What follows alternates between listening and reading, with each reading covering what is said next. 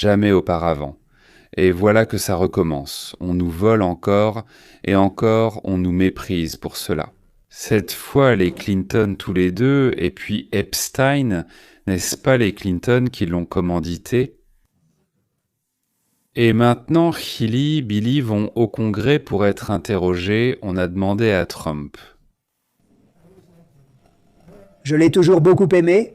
J'ai toujours eu une bonne opinion de lui, a dit Trump, et pour elle, je donnerai aussi mon avis.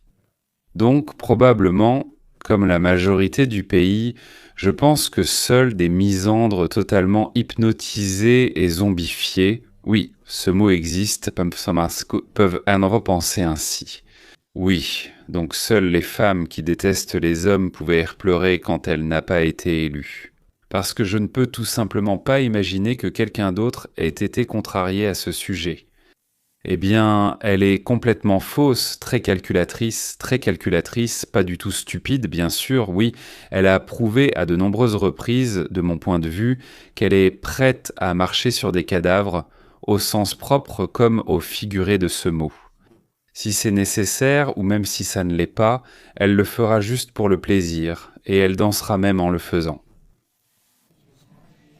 Elle était plus intelligente, une femme intelligente. Cela me fait mal de le voir, cela me fait mal à bien des égards, mais ensuite je me regarde moi-même. Ils se sont précipités sur moi, voulant m'envoyer en prison à vie. Maintenant, c'est enfin venu. C'est au tour d'Hillary et de Bill de transpirer, eh bien, au moins un peu. Au fait, encore une remarque sur Trump, et ensuite on passera à notre sujet, donc Epstein, Bill, Hillary.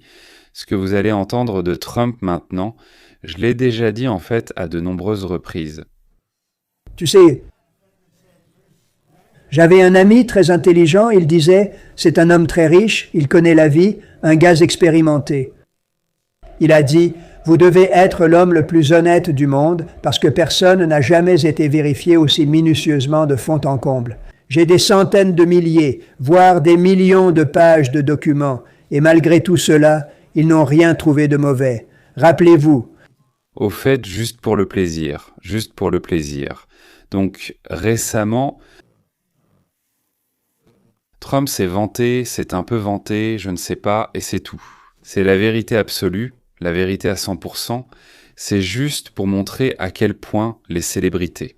La tromperie et la propagande ne fonctionnent pas quand les Américains se réveillent. Le bon sens. Le seul pays au monde où les gens avec du bon sens sont bien plus de 50%, mais pour l'instant, 50% plus une voix suffisent. Et la plupart de ces gens sont des individualistes farouches et déterminés. Ils ont parcouru des millions de pages. Et moi, je gagne les élections avec une large avance, remportant le vote populaire, les 7 États clés et 86% des comtés américains. Voilà pourquoi toutes ces cartes sont rouges. C'est exactement ça. Le peuple a dit « Clinton, Obama, stop Clinton, Obama, on ne veut plus de vous ». Aujourd'hui, ils vont y aller, ils ont accepté, non, en fait, ils n'iront pas aujourd'hui. Aujourd'hui, il y a eu toutes sortes de débats à ce sujet au Congrès, mais ils vont être interrogés. Ne tends pas de piège, tu t'y retrouveras. Je l'ai toujours aimée. Cette femme très capable s'exprimait mieux que d'autres lors des débats. Elle était plus intelligente, vraiment très intelligente. C'est difficile à voir pour moi. En remportant les 7 États clés, en obtenant 86% des comtés aux États-Unis, c'est pourquoi toutes les cartes que vous voyez sont rouges. Ils essaient de m'envoyer en prison, et même si je ne devrais pas, je regrette qu'ils subissent tout cela. Mais ensuite, je me dis qu'ils ont fait bien pire que moi. Ils voulaient m'envoyer en prison. Réfléchissez-y. J'ai été très bon. Nous avons eu un excellent premier mandat. Nous avons reconstruit l'armée. Les plus grands allègements fiscaux et réductions de régulation de l'histoire. De toute l'histoire. Tu sais, je vais te dire ce que je pense. Ce que je peux dire. Tommy Scheder dirigeait le bureau de la CIA à Moscou, un poste important, puis a intégré la haute direction de la CIA. On leur posera des questions très claires et directes. Ils connaîtront les réponses. Et je pense que c'est là que réside le problème. Ils ne veulent pas vraiment témoigner de ce qu'ils savent. Comme l'a dit Comar, nous avons encore quelque chose dans notre manche, quelque chose, comment dire, dans les fesses. Non, pas dans les fesses, dans quelque chose, enfin, quelque part. Et il reste encore de la poudre dans les poudrières, Oui, qu'est-ce qu'on a? Et voilà que le lien des Clinton avec Jeffrey Epstein a duré bien plus longtemps qu'ils ne le disaient, Hans, alors qu'ils affirmaient s'être séparés de lui depuis longtemps. La Fondation Clinton est l'un des soi-disant détenteurs de plans. C'est un terme maritime qui en réalité existait. Jeffrey Epstein était l'un de leurs principaux sponsors. Que cela impliquait-il? D'après mon expérience, Steven, des gens comme Epstein ne font jamais rien parce qu'ils sont de bons gars. Ils cherchent toujours ce qu'ils peuvent en retirer. Et donc, je pense que ce sera un point de départ. D'accord, Madame la secrétaire, qu'avez-vous demandé à Jeffrey Epstein? L'a-t-il fait et qu'a-t-il demandé ou obtenu en retour? Cette série de questions aurait sans doute pris presque toute la journée. Je ne suis même pas certain qu'ils pourront lui poser des questions et obtenir des réponses adéquates le jour de sa convocation. D'accord. Vous savez, quand les Clinton ont quitté la Maison-Blanche, ils étaient pratiquement ruinés au point d'avoir volé des meubles, parce qu'il a été obligé de payer 900 000 $ en compensation pour harcèlement sexuel envers quelqu'un. Vous pensez qu'ils essaient d'éviter tout lien avec Epstein? Ou pensez-vous que tout cela se résume à la Fondation Clinton et au fait qu'elle est passée de rien à un système de paiement et de jeu absolument massif et énorme? Oui, Steven, je suis déçu que tu aies rejoint le complot de droite évoqué par Hillary. Donc il y avait un lien, et pas seulement il y a 25 ans, comme le dit Bill, mais au moins quand Hillary était secrétaire d'État. C'est pour cela qu'Epstein lui donnait enfin à sa fondation, oui, de l'argent, et ce n'était pas une petite somme. Mais il y a encore un autre sujet tout à fait remarquable, que les gauchistes exigent de ne pas toucher. Ils deviennent littéralement furieux quand on en parle.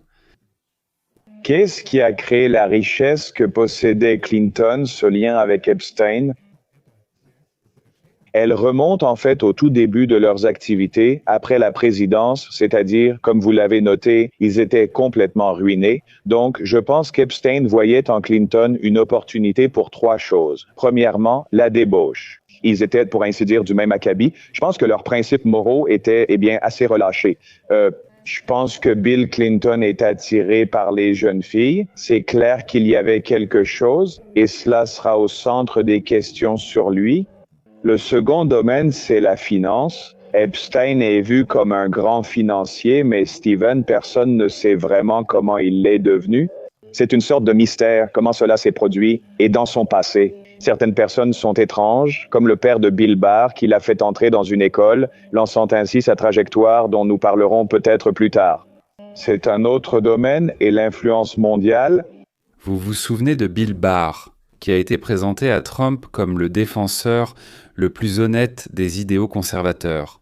Il avait déjà détourné des fonds, cet homme soi-disant honnête avec Clinton, encore une fois soi-disant conservateur. Les gains issus du trafic de drogue. Je vais vous expliquer ce que je veux dire.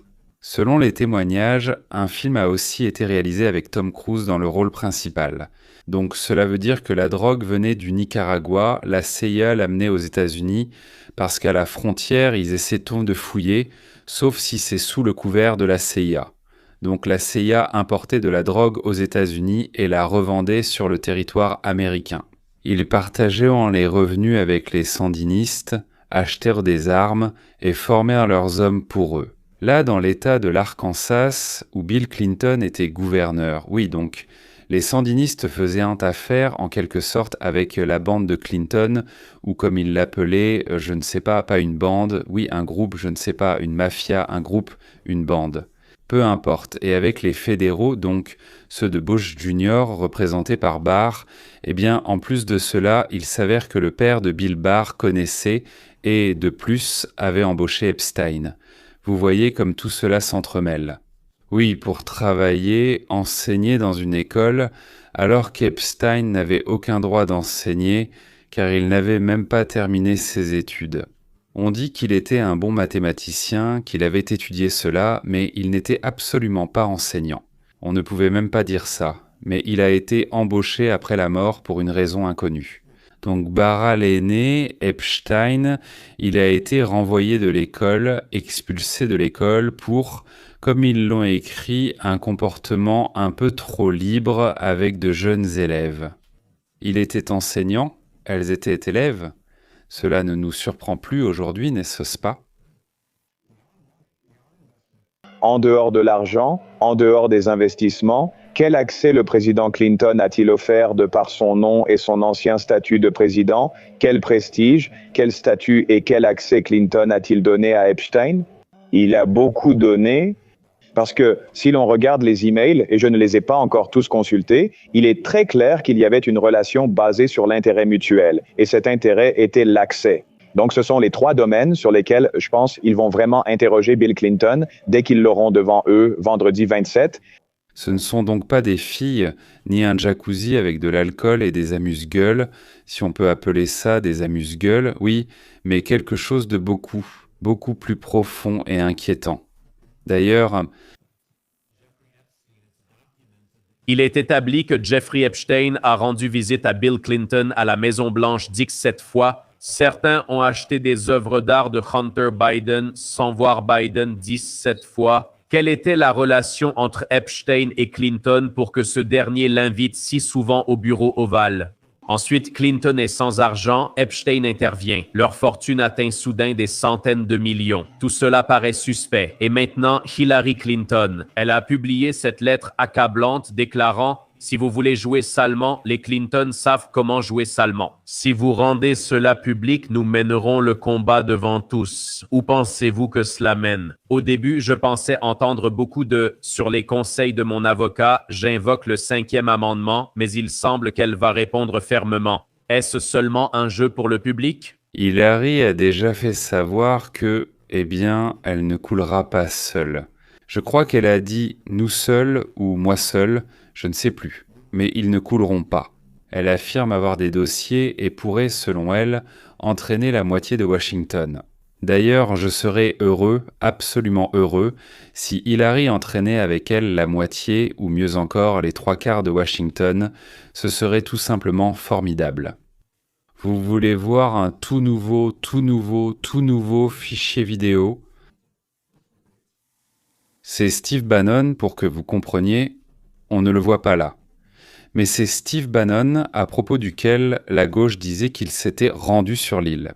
Donc, eh bien, lui, non, mais Bill Clinton y est allé combien? 27, 29, 37 fois, lui, non. Mais Bill Barr est allé sur l'île. Et il a clairement profité des services de jeunes filles qui faisaient des massages, bien sûr. Mais il s'avère que ce que faisait Steve Bannon là-bas, et c'est ce qui a été révélé à Epstein, ça n'aurait pas été agréable. Je demande juste, ton argent est-il sale? Non, pas du tout. Et en fait, pourquoi ne le serait-il pas?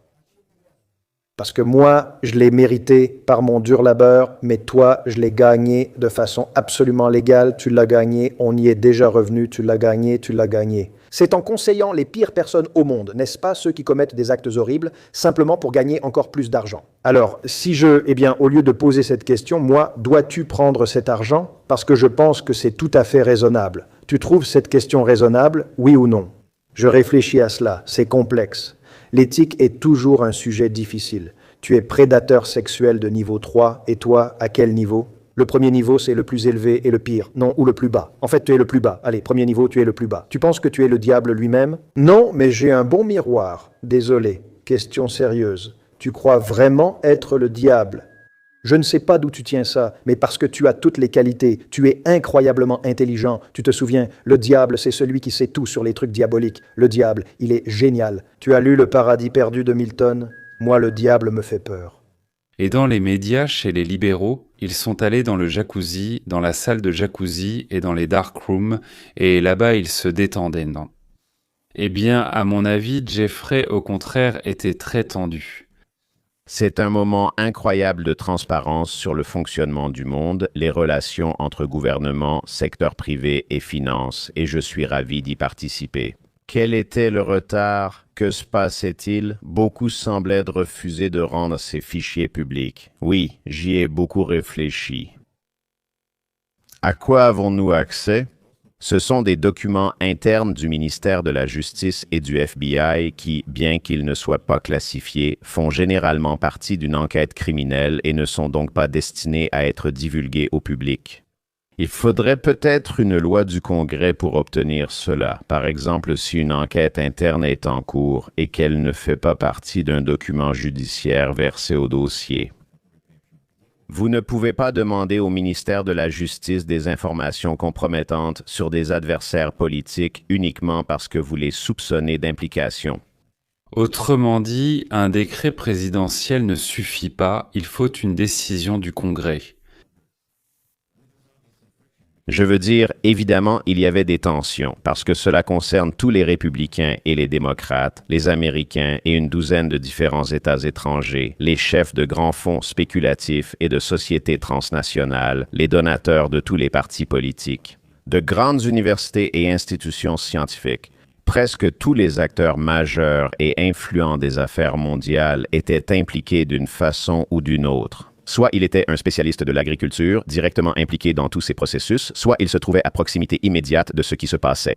Tous, ou presque tous, ceux qui sont proches des gouvernements des États-Unis, de l'Europe et ainsi de suite, se révèlent être des pédophiles. C'est-à-dire qu'en sachant qu'ils enfreignent la loi, ils la violent facilement. Du genre, si c'est interdit mais qu'on en a vraiment envie, alors on peut un peu, ou même un peu plus qu'un peu, pour eux. Parce que les lois sont signées pour la plèbe, pour les pecnos, pour nous, pas pour eux. C'est pourquoi, par exemple, on nous a imposé le meilleur système d'assurance maladie au monde. Ça s'appelle Obamacare, mais le seul groupe de la population qui reçoit une autre assurance maladie, et non pas cette meilleure du monde, c'est eux. Ce sont les membres du Congrès et leurs familles qui en fait nous l'ont imposé de force. Nous, par exemple, il nous est interdit de voler. C'est normal, oui, c'est juste, en quelque sorte, oui. Mais eux, quand ils se réunissent, ils peuvent décider de nous voler encore un peu, puis, si vraiment ils en ont envie, encore un peu, et puis encore. Ou bien, il nous est interdit de tuer, mais eux, s'ils veulent, éliminer une partie de la population, chez nous ou à l'étranger, ils déclarent la guerre et ils tuent autant qu'ils veulent. Et ensuite, ils vont à l'église, ou peut-être à la synagogue, ou même à la mosquée.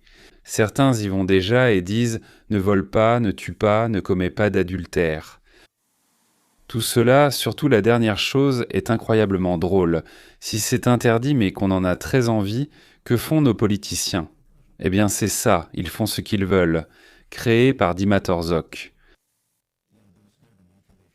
Il existait une garantie mutuelle de destruction autour de l'affaire Epstein. Cela fait déjà 10 ans, et c'est ce que vous savez, quand ils n'étaient pas au pouvoir, les républicains parlaient de ça. Les démocrates cachent cela à cause des Clinton, puis l'administration Trump prend le pouvoir. Et il y a eu une réaction très lente, vous savez, aux révélations qui ont conduit à ce qui s'est passé cette semaine. Et voilà que les démocrates déclaraient que ils ne révèlent pas cela à cause, vous savez, de l'entourage de Trump et de ses proches. Pourtant, eux-mêmes contrôlaient le ministère de la Justice et le FBI pendant 4 ans et n'ont rendu aucune information publique. Oui, les deux parties ont agi pareil, ce qui me fait réfléchir. Selon le rasoir d'Occam, la raison la plus probable pour laquelle cela a été fait par les deux parties est qu'ils sont tous impliqués. Chacun d'eux n'était pas forcément impliqué dans les crimes d'Epstein, mais des représentants des deux pôles de la structure politique et du système politique des États-Unis se sont retrouvés impliqués. Ils sont tous, enfin d'accord, pas tous, mais presque tous, et des deux côtés, j'en ai bien peur, pas d'un seul, mais des deux.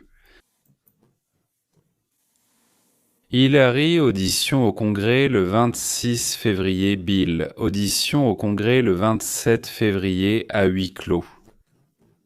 On ne pourra pas le voir à la télévision, mais il sera enregistré en vidéo. Il n'y a pas de limite de temps, cela peut durer plus d'une journée pour chacun, mais très probablement, ce sera une journée chacun. Si les Clinton répondent sans contradiction évidente avec les documents, alors le comité publie un rapport politiquement dur, mais juridiquement totalement inoffensif, une recommandation sans recommandation d'engager des poursuites pénales. Si les réponses lui sont, disons, évasives ou incomplètes, ce qui est le plus probable, alors on demande au Clinton de nouveaux documents, on convoque de nouveaux témoins, et dans le rapport, il y a quelques allusions, quelque chose qui laisse entendre que quelque chose de grave pourrait leur arriver plus tard, mais en réalité, rien ne se passe. Si les Clinton sont pris en flagrant délit de mensonge sous serment, ce qui est tout à fait possible, même si je donne à cela moins de 50% de chance, alors le comité peut recommander des poursuites contre l'un ou l'autre ou contre les deux, plutôt opposés à Hillary qu'à Bill Clinton. Comment recommander l'ouverture d'une affaire pénale avec la possibilité d'emprisonner la personne ensuite ? Mais ensuite, tout dépend du ministère de la Justice, et là-bas en fait plutôt de Trump et de son équipe. Ce qu'on appelle un cercle restreint décidera si c'est politiquement avantageux ou non. Je veux dire, est-ce avantageux de laver le linge sale, de traîner les Clinton devant les tribunaux, etc. Et bien sûr, une énorme quantité de détails qui seront divulgués à la presse. Cela signifie qu'elles seront utilisées par les deux parties pour obtenir des concessions, exercer des pressions et tirer profit de la situation pendant la campagne électorale. Encore une grosse fuite d'informations, voici la dernière rumeur. Il y a 3,5 millions de pages et 2180 vidéos qui ont montré que Bill a pris l'avion avec Epstein plus souvent qu'il ne l'avait dit. Les documents ont révélé les liens d'Epstein avec la fondation Clinton, et le cercle social d'Epstein s'est considérablement élargi grâce, apparemment, aux Clinton qui l'ont présenté à l'élite mondiale. En échange de quoi, demande-t-on ? Eh bien voilà, donc, en échange de la présentation, ils présentèrent l'argent aux gens, et lui les présentait à l'argent, faisant ainsi connaissance, alors qu'ils ne se connaissaient pas avant. Voilà tout ce qui sera justement clarifié lors de ces interrogatoires. Qu'est-ce que vous receviez exactement, et qu'est-ce que vous donniez exactement ? Autrement dit, l'essentiel maintenant, c'est de savoir quel camp pourra convaincre les électeurs au mois de novembre que, disons-le ainsi, leurs adversaires démocrates et républicains et démocrates, ils sont plus ignobles que nous, même que nous, et plus immoraux, voilà, c'est sans doute le mot juste, oui, les républicains sont plus immoraux, sous-entendu que nous, les démocrates, ou à l'inverse, les démocrates mais sont plus immoraux que nous, les républicains. C'est justement pour cela que tous les efforts des deux camps seront consacrés à cette question, comme c'est le cas actuellement lors des interrogatoires d'Epstein, ainsi que pendant toute la période entre la fin des interrogatoires et les élections du mois de novembre de cette année. Pour ce qui est des bonnes nouvelles, Keith Starber. Le Premier ministre britannique a autrefois nommé comme ambassadeur aux États-Unis un ami proche et compagnon de beuverie d'Epstein, Peter, un Mendelssohn, sans savoir s'il est lié au compositeur. Les liens de Mendelssohn et Epstein étaient connus, enfin on savait qu'ils étaient tant liés, mais le niveau de ces liens, c'est-à-dire la profondeur de ces relations, s'est avéré tout à fait différent. Ce n'est pas juste une connaissance superficielle, non. C'est vraiment quelque chose de tout à fait différent. C'est-à-dire qu'il est devenu clair qu'ils étaient beaucoup plus liés que ce que nous pensions. Qu'il n'avait pas la moindre idée qu'il avait lui-même été trompé et qu'il avait déjà expulsé donc l'ambassadeur, mais qu'en Angleterre, il y a pratiquement une révolte en ce moment et on exige sa démission. Nous, les Américains, les partisans de Trump, les partisans de MAGA, nous n'avons rien contre cela. Maintenant, la gauche écrit que, donc, les nouveaux dossiers Epstein ont porté un coup fatal à Trump. La droite écrit que les Ukrainiens sont sales là-bas, que les liens douteux des démocrates sont prouvés dans les nouveaux dossiers, et ainsi de suite, et ainsi de suite. Oui, les Ukrainiens écrivent que Poutine est compromis et ne peut pas se laver de ça. La Russie écrit que c'est un coup porté à Zelensky. Où est la vérité, vous demandez ? Eh bien, nulle part, vraiment nulle part, ni au milieu, ni sur le côté, ni à côté, absolument nulle part, vraiment.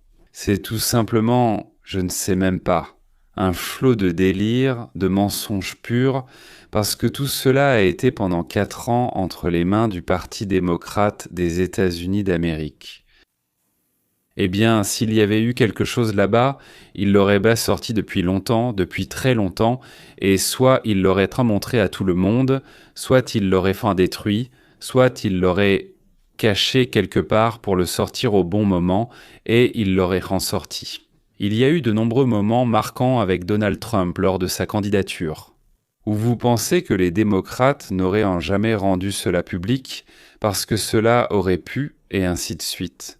Oui, non, bien sûr, vous avez tout rendu public. Vous avez tout fait, tout a été fait.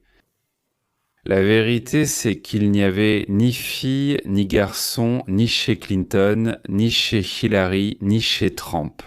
Qu'est-ce qu'il y avait? Il y avait quelque chose... Des filles à $200, prêtes pour $200 à jouer à n'importe quel jeu avec des hommes âgés, quels que soient les jeux que ces hommes voudraient jouer. Ni les politiciens, ni les milliardaires, ni les fonctionnaires n'ont pensé une seule seconde que ce qu'ils faisaient n'était pas moral, pas beau et illégal, ou que ce n'était pas du tout parfait, qu'elles soient déjà des jeunes femmes formées. Du point de vue de la nature, tout est normal, mais si vous vivez dans un pays et dites qu'il faut obéir à ses lois, alors obéissez à ces lois. Les mères et les pères des jeunes filles... Bien joué les gars. Un réseau de recruteurs, un réseau de personnel en service dans les appartements, dans les maisons et tout le reste, tout était nickel, secret, hush-hush, je ne sais pas comment ils appellent ça encore, hanky-panky, hunky-dory, comme vous voulez, oui, comment dire, c'est tout à fait istaben, sûrement encore quelque chose d'horrible, vraiment. Voilà, les mots sont restés écrits, mais moi, comment ils sont dans ma tête, comment ils se prononcent, je ne m'en souviens absolument pas. Tant que l'argent arrivait et que la police ne posait pas de problème, il n'y avait aucun danger. Oui, tout le monde s'est avéré prêt à voler, tout le monde est prêt à tromper, tout le monde est prêt à enfreindre la loi, tout le monde est prêt à se moquer de la Constitution. Certains juste pour un morceau de jambon. Et puis, quoi d'autre, là-bas, ils vendèrent même de la bière et de l'alcool, pas sans alcool, carrément, au diable. À la grand-mère, tout le monde, y compris maman, la grand-mère et toutes les autres parentes, les femmes du sexe féminin. Est-ce que quelqu'un sera puni? Est-ce que Hillary et Bill seront punis, disons, pour leurs affaires avec Epstein, pour l'échange d'investissement contre quelque chose, contre quoi, quand elle était Hillary? Je parle de notre ministre des Affaires étrangères, secrétaire d'État. Pour la vente d'uranium aux Russes. Pour avoir fait tuer l'équipe de l'ambassade avec l'ambassadeur en Libye, pour avoir déclenché une guerre pour la réinitialisation avec la Russie.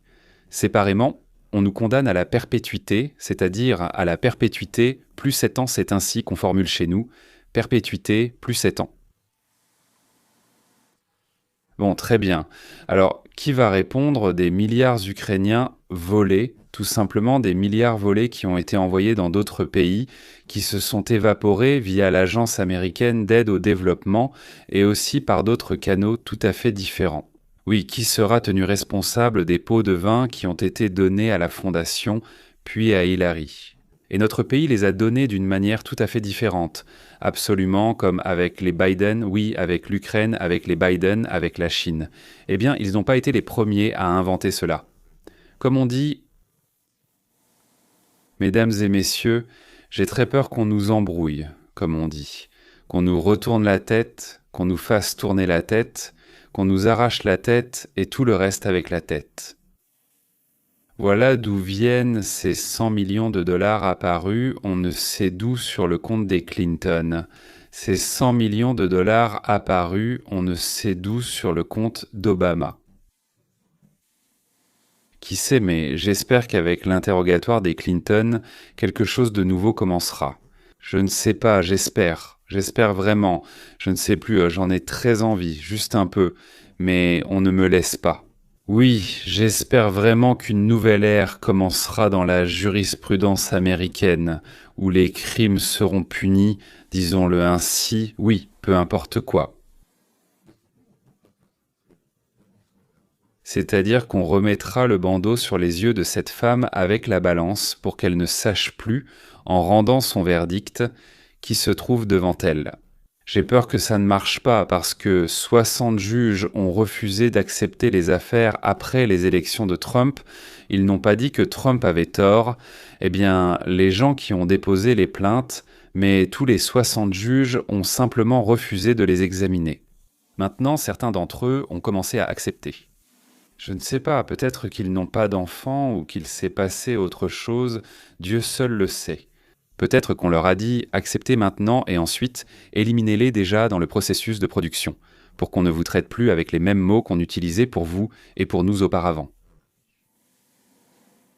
D'accord, donc on va s'arrêter là pour aujourd'hui. D'habitude, je finis positivement, mais cette fois, c'est une note mineure. Oui, mais en fait, j'ai encore un peu d'espoir que quelqu'un de la famille Clinton finira en prison. Ou au moins, quand elle pensera qu'elle est en train de couler, elle ouvrira la bouche et révélera la documentation qu'elle garde quelque part et, comme elle l'a dit, elle fera couler la moitié de Washington. J'espère que ce sera plutôt les 3/4, comme je l'ai déjà dit, c'est optimiste, non? Oui, j'aime finir sur une note optimiste. Alors, espérons. Espérons que Hillary Clinton, en décidant que son destin est en danger, qu'elle risque d'aller en prison, va tout faire couler, sortir les documents et tout envoyer par le fond. Les 3/4 de Washington. Ce serait absolument merveilleux. Au revoir à la prochaine, sous-titre.